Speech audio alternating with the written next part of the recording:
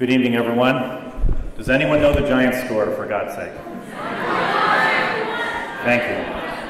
I want to congratulate this young woman, Sammy, and the rest of the Stevenson Council for putting this all on, but she's very, what's the persuasive, I guess, because I could have been up there watching that game. Instead, I'm here with you guys, so, and they are my beloved Giants since I was a little kid. Anyway, I think it's great that you're having this, even though I understand there was a little bit of coercion about, you know, core class requirements and needing to be here. I did sign in randomly with a random name with one of those guys over there, so if somebody needs the extra credit, just, you know, use that name and they might be able to get it. Yeah, I'm a Cal College alum. You know, I'm a dinosaur. Went here, you know, pre-internet, so obviously I don't know squat, you know, but when I was up here the first time, my mother had just been hired at Baytree Bookstore, and there were no union employees up there then, Michael. You might be interested in that. Anyway, I was 10 years old, and I used to wander around here. I've seen this place change over the years, over the different decades, from the 60s, 70s, 80s. I eventually got my teaching credential here when they finally were the banana slugs, not the real ones, but the mascot ones. And I kind of took the challenge that Inger was talking about here, decided to get involved. I was a politics major, military history minor. My college advisor was the only Republican in the whole school. A guy named Carl Lamb, great guy, went back to Annapolis eventually, and now he's passed away. I don't know if the school even has Republican instructors anymore. You might want to ask some of those questions. But for a place that's supposed to be full of diverse thought and diverse ideas, that should be like an action you should think about and do something about. But I did follow through. I got elected, served 5 years on the Powder High School Board, where I went to school down in the Aptos, Wattsville area. Now I'm on the county school board. I'm finishing up my 4 years there. But when I remember my time up here, it was different because I wasn't the kind to just sit there and go, okay, I'm going to get through this class and whatever. I'm going to actually think. I'm going to actually challenge. I'm going to actually ask questions, do things like that. And the experience is the best way I can relate to is how many people have seen that movie, The Matrix? I know it was like a 1999 movie. I'm kind of a science fiction guy, maybe you like that. Remember the beginning part? Morpheus had a challenge of Neo. And he had these 2 pills. Remember that? And there was the pill that, like, okay, you can take this pill, you can go back, you know, sort of do your own thing, go back and live the computer-generated world and be happy. Or you can take this other pill and think for yourself and maybe find out what it's like to have freedom and see what's really going on. So I'm kind of standing up here tonight asking you to take that other pill. Not the pill of, you know, go back and live in the computer-generated fantasy. You know, right now at UCSC, there's the thought out there in the world outside of the city on the hill that there's sort of a monopoly of thought up here. And people aren't encouraged to really engage in the other types of thought and take action. Once again, I go back to why are there no people on the faculty or instruction? Why is there no diversity in conservative folks? How come it's always the more liberal viewpoint? So with that in mind, I'm making a few people uncomfortable in here by saying these things. But I think it's important. You need to be felt uncomfortable sometimes to embrace change. And so that's why, what does this have to do with Prop 30? Well, if you embrace what I just said, and you take the challenge of this gentleman here who said, read this stuff for yourself, read it for yourself. See what the arguments are, both pro and con. Don't just listen to the threats. Oh, we're going to close universities. We're going to cut 350 million, 250 million. I mean, the numbers are all over the map. Think about it for yourself. Did you know there's another proposition called Proposition 38, which actually goes directly to the schools? There's no intermediary through Sacramento. There's no money that goes in the front door of Sacramento and out the back door the politicians want it to go, like Prop 30. Prop 38 actually sends it to specific schools. That's why the PTA, Parent-Teacher Association, is embracing Prop 38 and not Prop 30. Okay, why am I talking about 38? Well, there's this thing in the state constitution that says if you have 2 competing propositions, the one that gets more votes takes precedence. So if you say, well, I'll just vote yes for Prop 30 and 38, right? Or, great. Well, guess what? You're canceling out your own vote. So really read through this. Figure out which one is the better one. I'm voting no on Prop 30. I know that the money needs to go elsewhere. Think about it. Also, I go back to where Prop 30 is. Prop 30 is about getting the money in the front door for the politicians. It's called general fund money. They can spend it any way they want, by the way, because other money comes in that's not earmarked.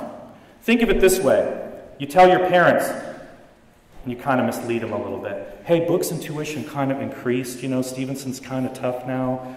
Dad, could you give me like, you know, another grand? I kind of could get through the quarter. Okay, maybe they write the check, right?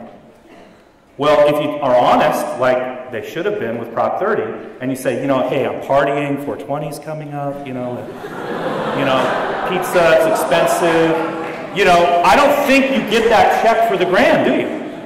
Well, that's what these guys are doing. They're not telling you the full story. Look into it for yourself. See through it for yourself. The newspapers in San Diego, Orange County, other parts of the state are saying vote no on Prop 30 for those very reasons. Also, the state has had some problems lately. They've broken their promises. We all love the state parks, especially in Santa Cruz County. They've been threatening over this past several years. We're going to close 76 state parks. We're going to close 89 state parks. We don't have any money for state parks. Guess what happened? A reporter for the Sacramento Bee said, where is the money? Guess what? There was $54 million in an account that no one knew about. State parks are still open.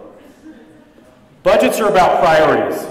Should the state be spending billions on high-speed rail, pay raises for legislative staff, huge pensions for retired workers, or should they be doing something else with it? I say they should be using it for the real things that are necessary. Don't reward them for irresponsible behavior, even though you may be fans of 420. Vote no on 30. I'll stay around afterwards if you want to talk Giants, I'm open for that too. Thank you very much. Thanks for being here this evening. I don't know about you, but I'm a little tired about hearing about the end of the world. There's not enough money for people to retire with decent pensions. School, which cost me $249 a quarter when I went to UC, it's costing you way more than that, and I don't have to tell you what the amount of it is.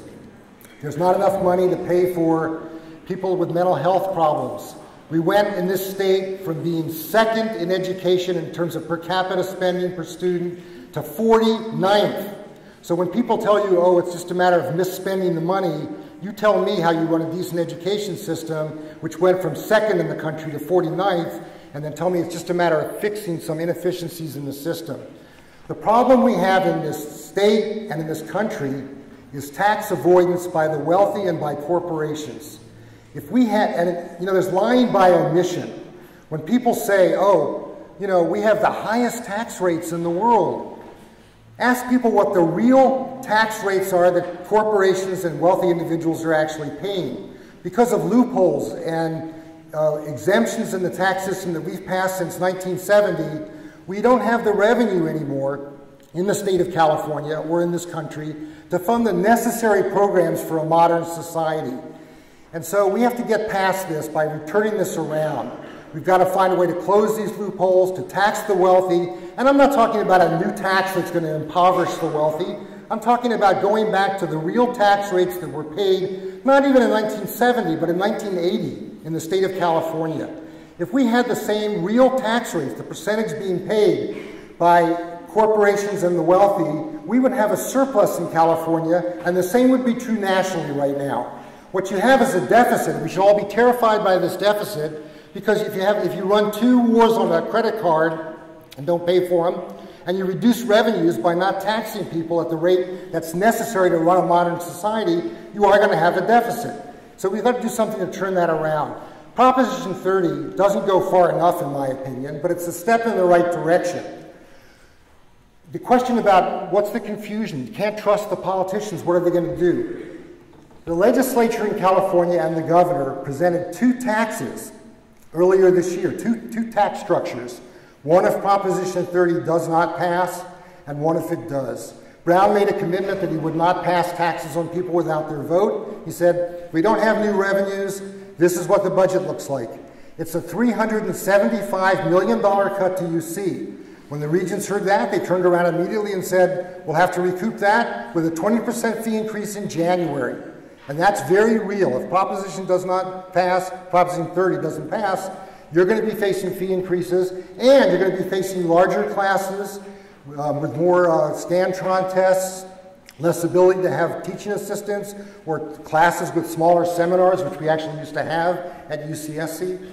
So we're looking at a real disaster if Prop 30 doesn't pass. And it's not just K-12 education, it's not higher education alone, it's all the other needs that exist in the state for affordable housing, for people that need help with mental health facilities, for teenagers, all the things that were really kind of critical to make a society run in a decent way. How does it raise the tax? Prop 30 raises $9 billion in the first year and $6 billion each year for the next 6 years. And it raises about just get a figure, about 7/8 of the money is raised by taxes on people above $250,000 a year, $500,000, $1 million a year. It also includes a quarter-cent, and it's not a new quarter-cent sales tax, it just keeps a quarter-cent sales tax in place that was already there before that otherwise is going to disappear, thanks to the fact that we don't have a 2/3 majority of Democrats in the Assembly and Senate in the state.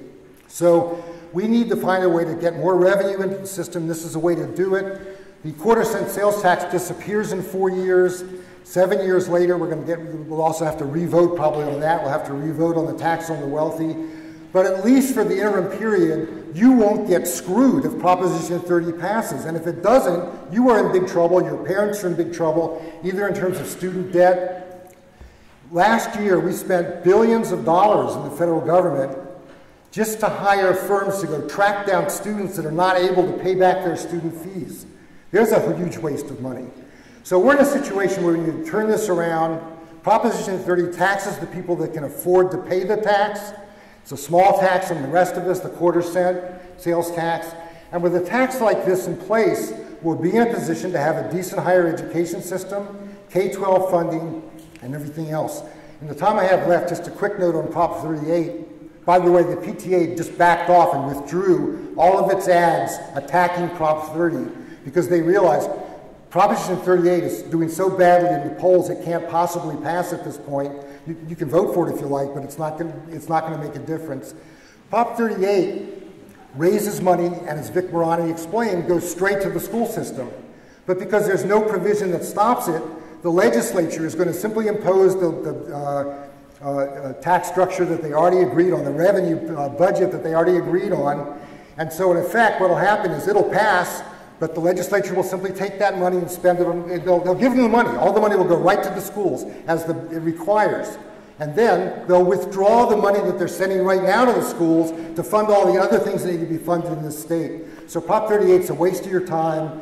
You should be voting yes on 30 if you want to have a future in the state, whether you're a higher education student or anybody else that needs to have a state that runs like a modern society needs to run. Thank you.